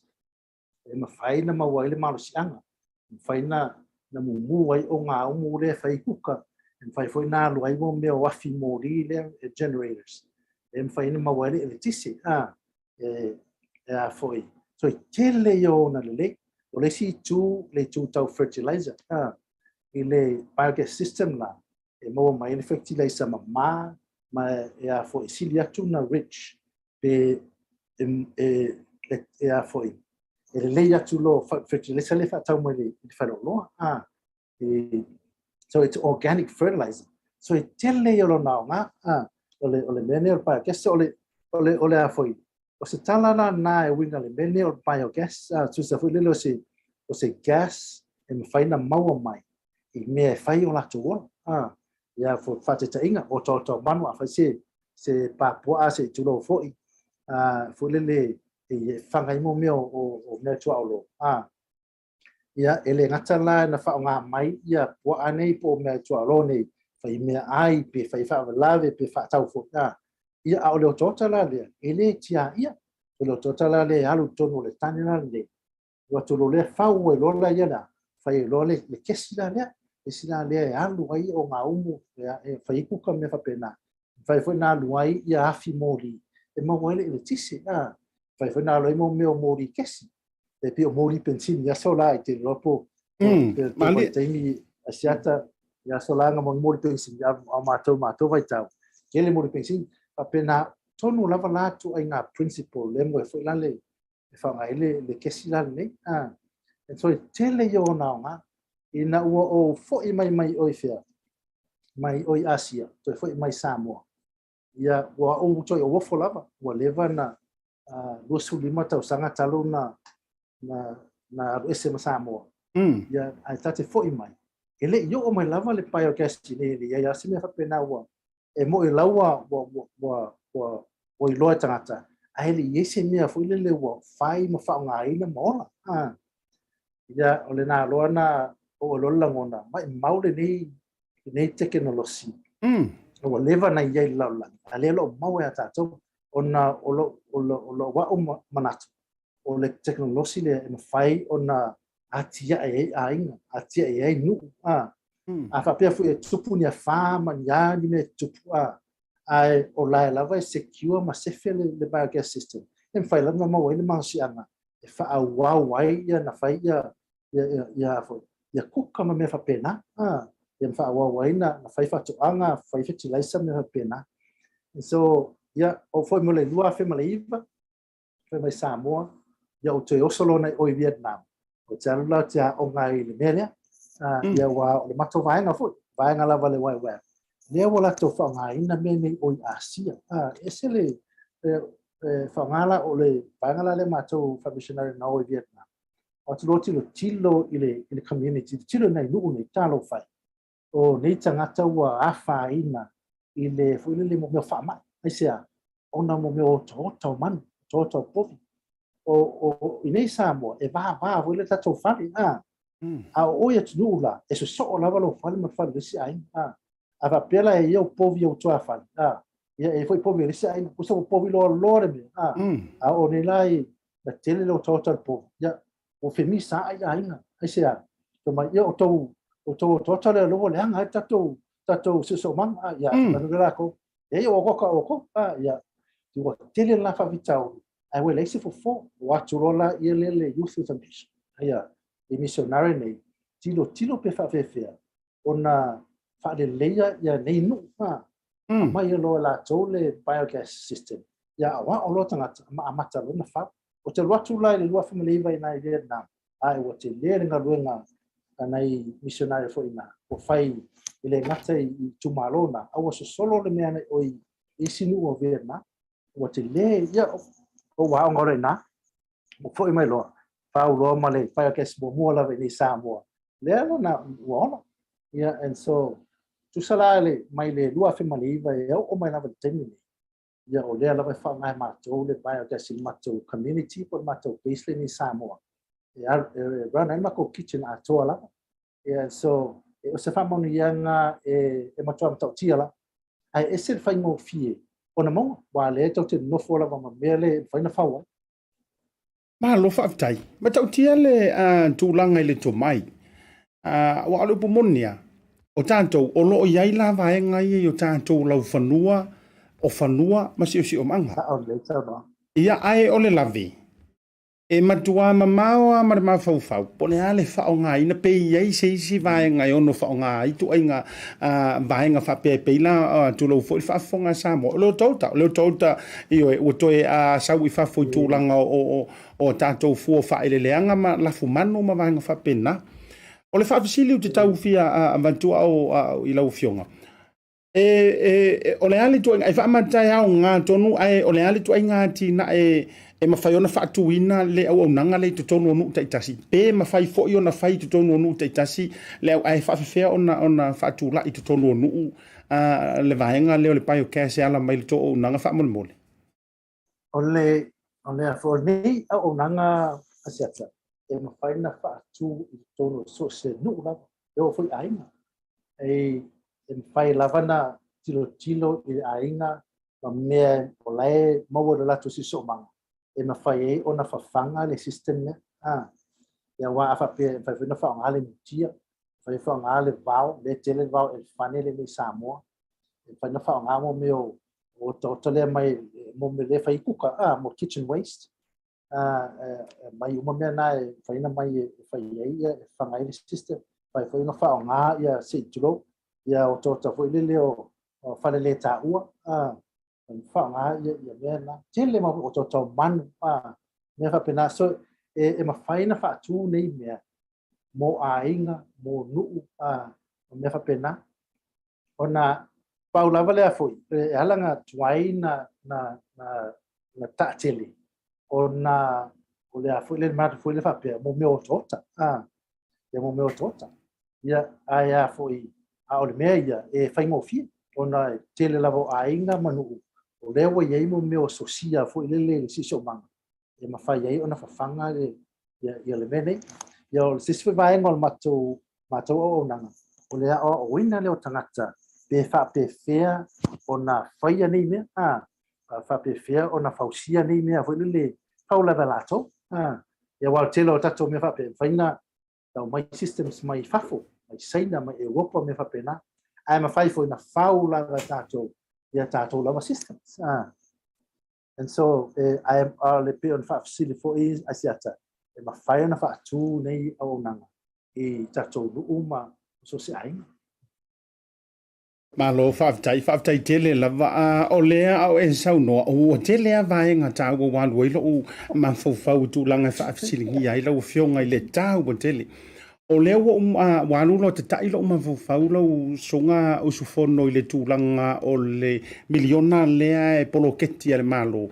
Ia i le awhainga malo fau. E o ngatasi lea fo ia tina e ono a vea ma whaailoa i tua inisi o fio anga ma nisi o i tu malo kasi lea vaenga tauna tausi da sila iai e whao ngā iai le nisi vaenga o le na miliona o le tau inivesi roa i le whainga o kama ia a wa a o mai a wha lea pepesi le wha mai wha sanga koe wheo i solo i whea ma whea ka uku maingi kesi ai ono tua iai le vaenga le e tau whetau i le whata i ta inga o te avatua e whaina e whalau tele wha mo le Usufono.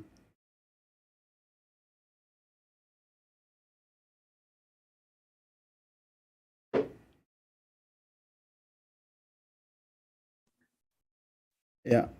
Ito tau fai atu le tātou fe so ta inga male. Ya, fono fa mole lava se fana ito na ma wala fa fasili. Ya foi, ele na le amatanga ona fasili de Samoa. Oi, ya okay. Le faina le la to fa le watu. O lewa e sa no ile taua ai me se fo yo vaenga e fa o ngaina ile ngau singa o le tu ai nga o nanga le paio cash po le antu ai nga kesi le mo mia.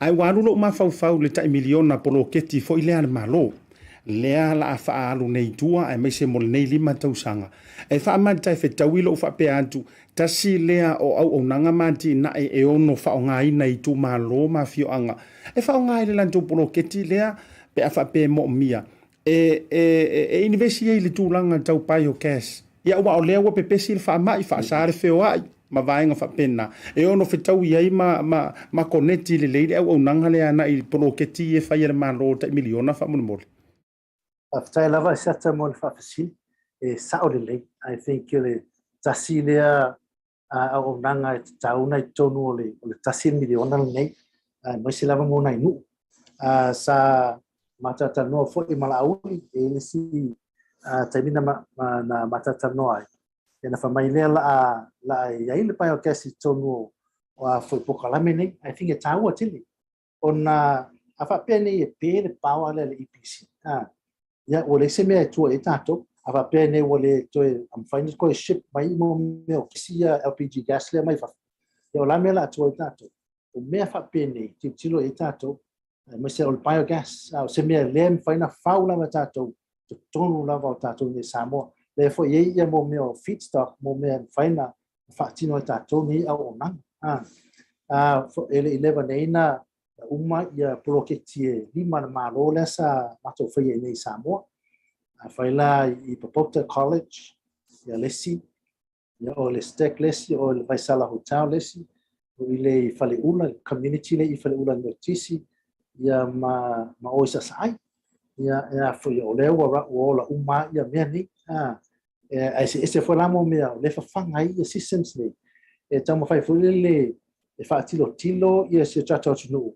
ele tele o me foi na fai tato la ma se lava ia for fa de tinga le fai ni tau o Ukraine ma Rusia toni fa o mi nei tau pe te wa alu ai tau lo tolo la yo la atele lo la fai no tato la fa per filan fai tato so tasila ni me tilo e tato fa per fer ona sustain la Samoa I tulanga fa pene yo wala fanga lunga I tau me yo la le fai na feo I mai ba la mai ni olo ya fa fela me to mal si anga me fa pena tasila nei tu e tilo I tato ma se la vale me nei o biogas no le ngata mo wale mal si anga ia ai le leifo I mo fatoanga me fa pena wa tele yo o mo me faina fa ia ia so ila wa o tilo ai mana ia I think it ta tila vai nu ia mala fanga mala tofi flinga fa but it tasile au nanga isel tawo mo Samoa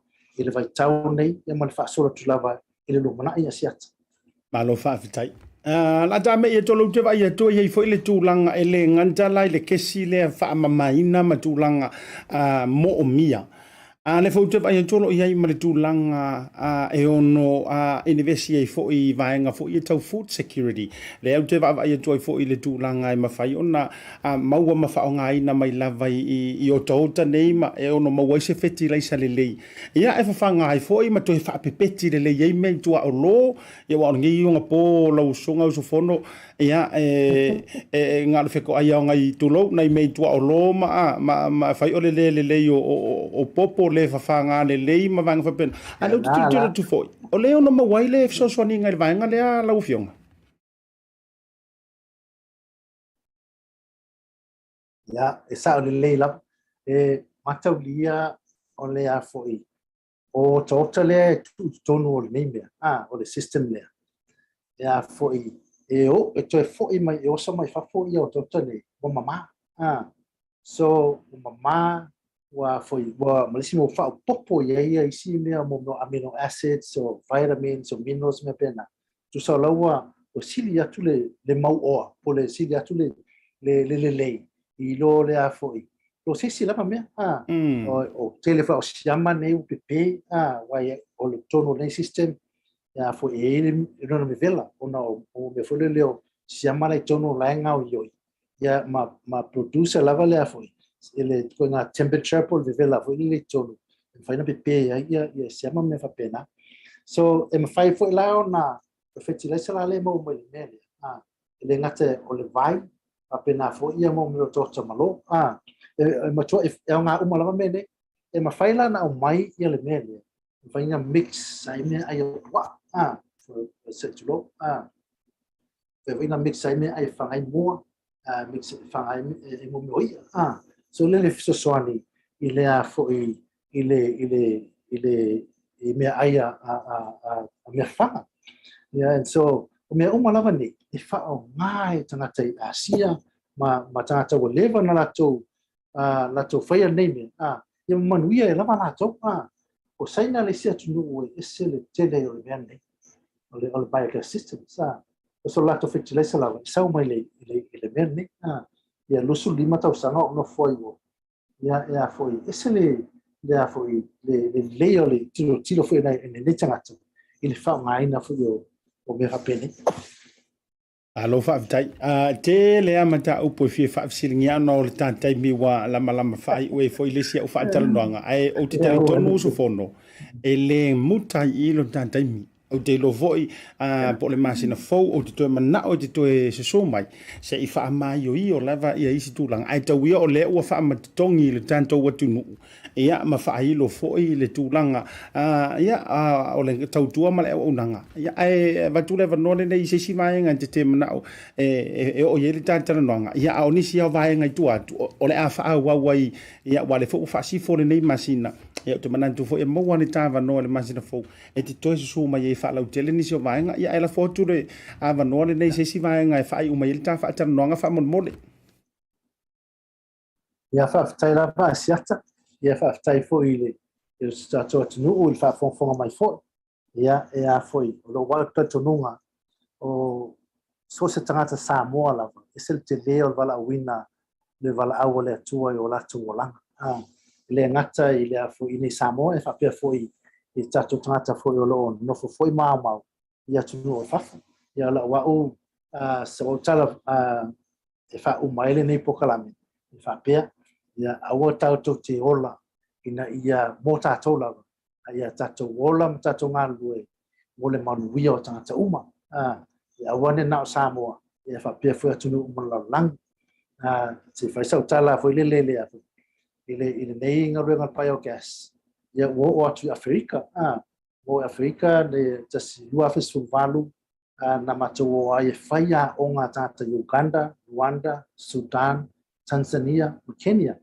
na mai anga Uganda ono le fia mawas son na mato lo le to lo mato no watu ni Samoa tala la tata le wo mai tata mai nei tama ya tu ono la mai manuia i watu tele me fa pena and so tonu lava tele vala o ino tata Samoa ele tua mo lana fea ele ngata fo ile dan tala le ia fa pe fo le fa tinoina maluenga le maluenga alofa wale manuia la telo tangata ia manuia maia soifua alo fa vitai se fono la na vai la utala li tanto wa fia ia nga o singa u fa ma vai me afunga ni fa mentoring se tau wa salani ai foi ma fa ilo ai maro le tunu la le na fa la utala fa mole ia fa vitai la Asiata tena sisi ni kewo betika ti hoi na ko kan ni men fence kan o ko tia the soil and fence yuan tata的祝福里面yuan tata的差遣他的圣灵来充满来祝福沙摩亚这个国家奉主耶稣基督的名阿们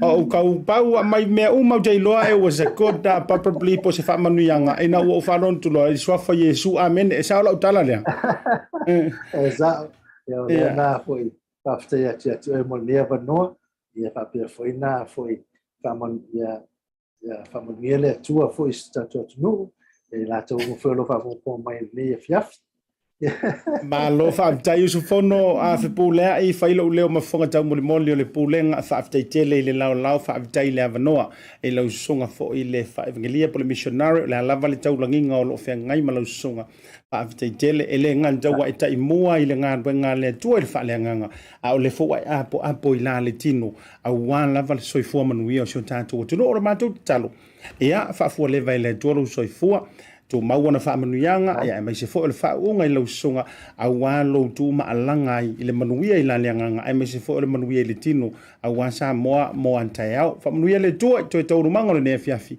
ai mo le nei taimi a lofa te le antu ma whaasoi foina Whaasifo. Aftai ia o le tasi nā tātou malo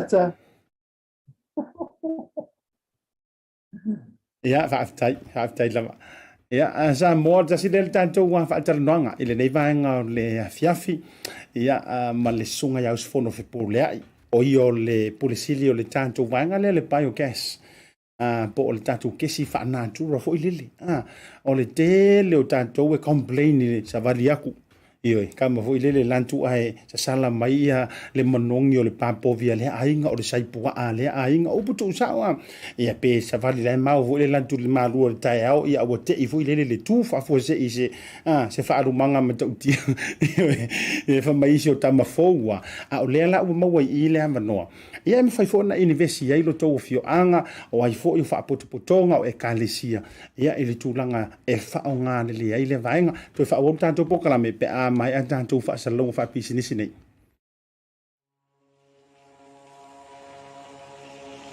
Bluwave Ngalumoana. We are focused on providing digital solutions for our Pacific people. With a creative team that incorporates Pasifika values and cultures, there are no limitations. We offer a variety of digital media solutions that cater to Pacific peoples. With over 10 years' experience in graphic design and photography, we take pride in creating art with a Pacific focus. We also specialize in filming, editing, and live streaming.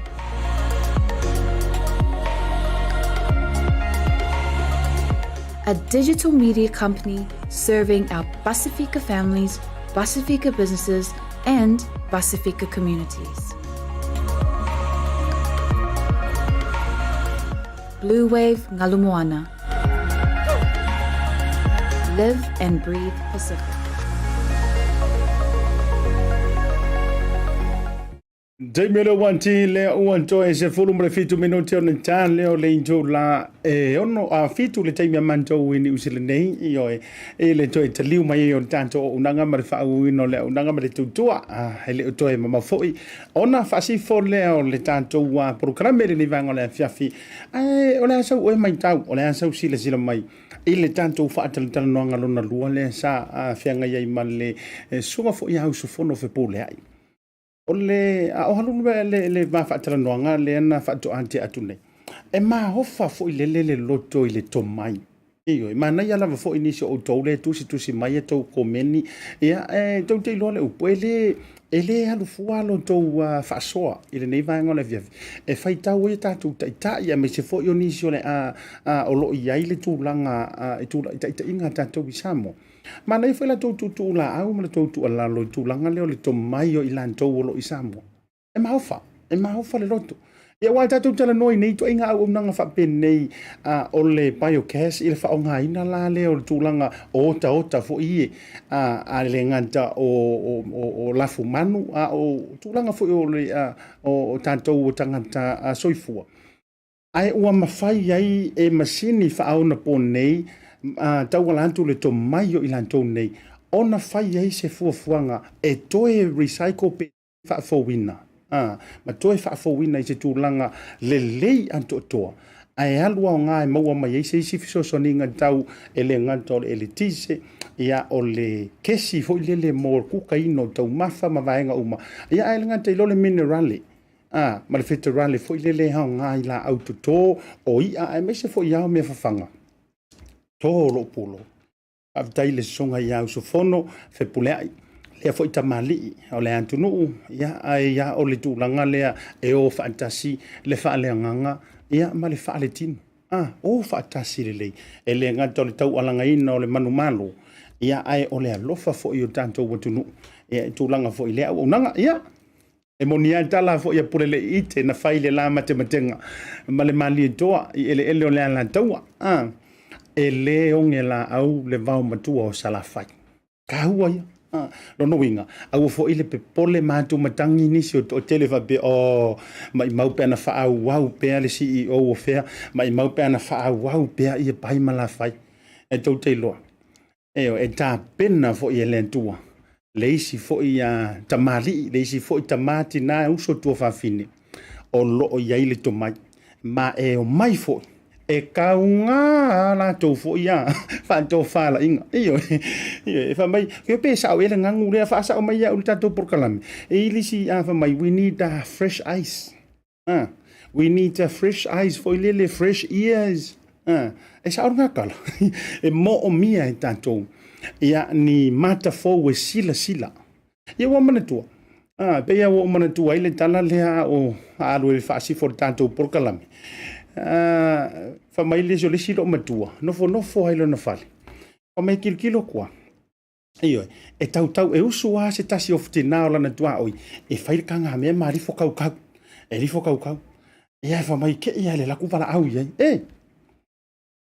kai e ka me pepero se vai ia u kanga me o le au ke ro mama o ku kongolo fale ia le pala e le mama u kanga me ngaka iyo ala sa fai fa pene ma tilo atu fa malama fo iyo na fale o le tilo tuna la tau meltanga me ia fa mai si finge nga felanka ele ia yo le ai ka mama iyo ia to yo o lisias ko ngofo lo matua le sanga fe au mapu fa pene ma tilo na fa malama la fo ko eli for finge le to tau tanga me fa mai o kai se pala o fola ka me ki vi le kang ia to ela tu foi le to tala fa to vala au mai se vai ke vai fo man tai le o mama of ai fa mai sau do ma si fine le la na tua o sau do fa mai vai sau foi la o ia le tono sau fa ilo no fo na tangola ia e to e solo kango e solo mama fa malama iyo kango foi le solo mama fa malama solo fa malama lo fale na e to tiro ale la to halu to tu mai ia fa mai sa do sa fa ila fa mai e fa kwa mari solo nga e nga fa malama mal ko ki kiro mo ile hai ele o la palpala o le palapala o nga fa malama nga ngi fuai la nga va ia e fa pena o lo nofo ai lava i se tofinga ua ova ma le se furu lima lua se furu tolu se furu fa se furu kausanga o le mantuane nefu ai le nao lau tiano ia le nga kangola io o e ulisi nganu mai fai oi foi de ke le nga fai ki o si va ai to siaki lo fa malama pe o le mea o lai fa le tonu po le mea o lau fa malama ngai le o solo ia mana ia foi lan e mo mia ni nai fresh ice awa ala tu lo la le va ai le tanga ta fo fa kai kainga nga e se ro la mal no fo le ai ro tu lo mal tanga ta fo nga la kwa sa fa ile ngo fo le fa mai oh my good boy mai wa va ai la ta to ie ele o la parpala iyo ele or kanga me la parpala o ka ko fa malama le fulua ma vo isa wa masani wa masani le vai wale mafaina e to tango e to ilo ni mea fa le tonu wa masani ia ai le si o ko si makwa ele o se fa finge sa pa ikea o le fa fine e no fotane ya manto mai nisi o tanto sponsors fo ilungo le tanto por kalame mamoli le fa malo le nganga fa tele fa felo ai foi ile au nanga ale jimana iyo jimana wholesales ia tato ta vale e nai o tahu kasi le tamali ile to tau ele ko ka fa akili yanga ai lau sirsila iyo le tu langa le o nanga ia le lai sila tu le tu langa o tau ta vale ale au nanga le jimana orus o se ol orus e nai otahu se furu malu tausanga male anga ilunga mafai no deposit pe le ai se tu pe foi lele totongi mua e mafai low interest mai le rates foi nele le na utu atu ilunga ia ono tesi male 5% ia yele credit issues male second chance e mawalo second chance na lono winga tanto la le pe ole e mama mai e fa mala malo matua le pala te lo ingo ole talia ole chimana e maua i fa mama venga mo oe a yeni fa fitauli a wa te atu matangi fa so ta ile chimana pe te malanga i o le tanto office o tau Samoa po ole tonga la isene mafai na fa ali liwina mafai talia fo e talia lo le isene Samoa talia malo le isene tonga ia e fa ia sa ta vale na le chimana ia e mafai fo yo na trade in ava pe wa ele la vale le au soranga pomu Ioi, ma ko e mafai fo yo na trade in ia ai au mai ai se ta vale lua fetala amante lua fetala cash gift no winga o tanto me alo fatupe lua fetala ioi ia lo winga ka ule me alo fatupe ele o se me antopa kuilunga ioi ele pe le cashback foi lili ai e mafai ona maua lau me alo fai fo la fo ile turanga o le ta vale ma le tau o le ta vale ma vanga uma e te ono maua se me alo fa lua fetala oi ka viola ka fio pe ia ai a fa pe fo isa e referring as tangata ta sile vanga ta ua mo lau a fa fonga maua te toi loto ta sile tu pe maua fu pe fa pe e ke le o fa inga ruenga a o lau ngā ruenga i whai o longo i leisi uso antangata. Ioi, a ue te halu fu e whaitala o le tau e ka leisia ma whai fuatala o lau next door. Aia e whai ala si tala fu i lele whapia sau e halu e whai sau Ford Ranger e ao ngā mo le milionga ka la poro ke ki le whai Samoa. Sau ka hau le ti mana. E ma whai kusa pe whale kongulo credit e ma whai na toi mawale avanoa. Tu sa pe fa le tonu tongi ai talafu a le umana ia le ngā ruenga ma me fa pena failo le sene ai ka o ma ngai o le Ford Rangers le a wa a inga i Samoa le leo le a fai tanto le miliona mo le poloketi ia ele anga fo ila le ai ai da waranga lue ale kumu me le uka fa ma le uka mangioka ma vai nga uma fa pena Mahindra ia Ranger ma le Hilux e te Maua il tanto jimana lua se furuvalu Atkinson Avenue in nai o tau. Lua se furuvalu Atkinson Avenue in nai o tau li tanto address. Ia po o le wala au no Maryville fua o valu se lau. Fa ono lua ono lua tasi. O valu se lau fa ono lua ono lua tasi. Ia po o le numera le landline o le oiva lua fitu ono iva. Lua fitu ono iva po o le lua fitu o fa o lua fitu. Lua fitu o fa o lua fitu. Le jimana ioi. E sekia ma fa ma avenga. Mo oe ia mo fo se taimi o le nei vaiaso. Fiso tai tuai le fionga le li porsili le fionga le aloli. Ngaru male mana. Tai ngaru male mana. Ia awale fa alau te leina. Ia o le tatou tautua male unanga. Ia e maise fo niso tatou sponsors. Ele ngata ilea o le tatou Maua App. Pacific 40, fa pe fo ila le Maota Samoa service stations in Naivitele, ia mai se fo yo le tanto Goodman Freight, ia ma leo fa popo mai malichimana ma lola fo fa tele ia le lango lango sua awa tanto prokalami ile aso ma le aso ia le na ia le na mo mia la fo ma le fa avele lo matua avele to ina ele ia se isi me lo facili ilo le fa senten mai lungo le tanto Hilux po o le tanto Ford Ranger io ka fiolai ta sile nei ta vale io mo miti o fa tu to rua fa mai lo ko le sia so ya tori o ai moi le si po e pe ke I fo ile ma e to manu io o fa kwa fa mai okay ia o ka uma ka fefe le lo ke ia e fa mai Ranger